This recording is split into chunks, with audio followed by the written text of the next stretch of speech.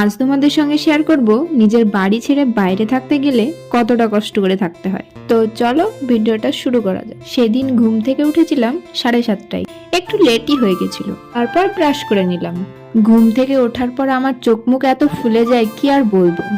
Brush করার পর আমি গ্যাসে গরম জল করতে দিই, তারপরে সেই গরম জলটা কিছুটা আমি খাই। সকালবেলায় ব্রেকফাস্ট করি আর না করি, এই গরম জলটা কিন্তু আমি খাই। জানি না এটা আমার খারাপ অভ্যাস কি ভালো অভ্যাস, তোমরা কমেন্টে বলো।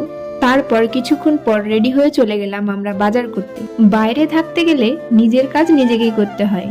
বাজার করা থেকে শুরু করে রান্না করা সবই নিজেকে করতে হয়। আর বাইরের কেনা খাবার কতদিনই বা খাবো, শরীর তো খারাপ হয়েই যাবে, সেই তো নিজেকেই রান্না করতে হবে। দেখো, তোমাদের সঙ্গে গল্প করতে করতে আমি বাজারে ঢুকে পড়লাম। বাজারের সামনেই দেখি আপেল, লেবু, কলা এসব বিক্রি করছিল। তো আমার কিছু আপেল নেওয়ার ছিল এখান থেকে, তাই আমি এখান থেকে আপেল নিলাম। আপেলটা খুব সুন্দর ছিল এখানকার। বাজারে অন্য দিনের তুলনায় একটু কম ভিড় ছিল। তারপর আরেকটু ভিতরের দিকে গিয়ে শসা, গাজর, পেঁপে, কাঁচা লঙ্কা এইগুলো নিলাম।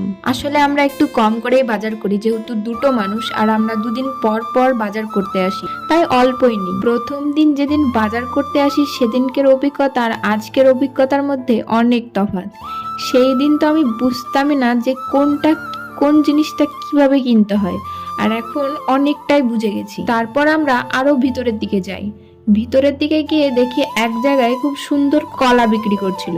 মানে সামনের যে কলা বিক্রেতা ছিল তার থেকে এখানে অনেক ভালো কলা পাওয়া যাচ্ছিল। তো ওখান থেকে কলা নিলাম। তারপর দেখি সবজির এই বাজারের মধ্যে কোথা থেকে একটা গরু এসে একটা কাকুর দোকানের একটা বাঁধাকপি নিয়ে চলে গেল। এইরকম একটা ঘটনা আমাদের সঙ্গে হয়েছিল। ফার্স্ট যখন আমরা বাজার করতে এসেছিলাম, সব বাজার করার পর একটা জায়গায় দাঁড়িয়ে আমরা লুচি কিনছিলাম।